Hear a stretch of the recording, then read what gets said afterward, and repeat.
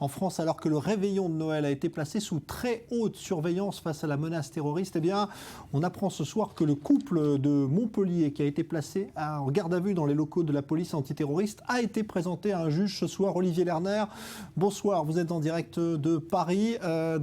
Présentation devant un juge pour ce couple de Montpellier.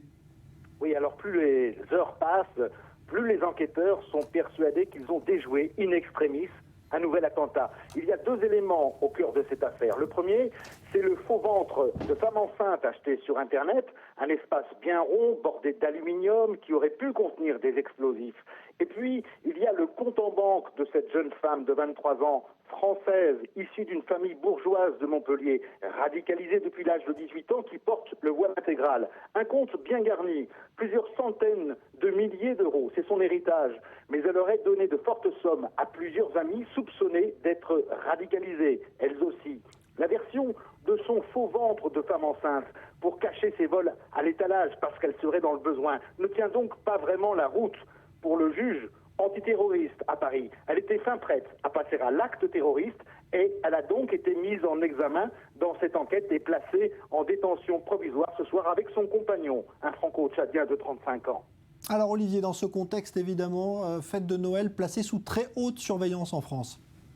Oui, alors si on additionne policiers, gendarmes et militaires, eh bien ça fait 90 000 hommes mobilisés dès ce soir sur les points sensibles, les sites religieux principalement.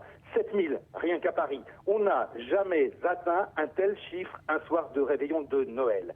Il y a aujourd'hui 10 000 messes célébrées dans les églises de France. Alors pour celles qui ont débuté à 18h, tout s'est bien passé. Sécurité et vigilance demandées aux fidèles, on ne parle que de ça. Enfin presque. On parle aussi beaucoup d'une circulaire de la police qui tient sur 3 pages, une fiche de conduite à tenir dans un contexte de tuerie de masse. Elle est signée de la main du directeur général de la police nationale à l'attention des policiers. Mais cette note est sur Internet.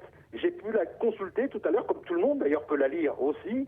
Et il y a des consignes d'alerte, de détection de kamikazes, d'évacuation et d'intervention. Il y a aussi des recommandations avant de sortir son arme et tirer. C'est assez étonnant de lire ça. Ce que je peux vous dire, c'est que plusieurs syndicats de police n'ont pas du tout apprécié la publication pleine page sur Internet de cette note, qui va sans doute beaucoup voyager à travers le monde, et qu'ils auraient voulu garder pour eux.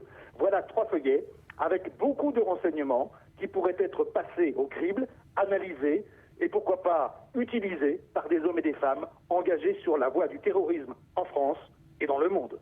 Merci Olivier Lerner, en direct donc de Paris et puis en Belgique, en lien avec avec l'enquête sur les attentats de Paris. Eh bien, un 9e suspect a été inculpé aujourd'hui pour avoir apporté un soutien logistique au commando qui a frappé le 13 novembre dernier. Salah Abdeslam, lui, reste évidemment toujours introuvable.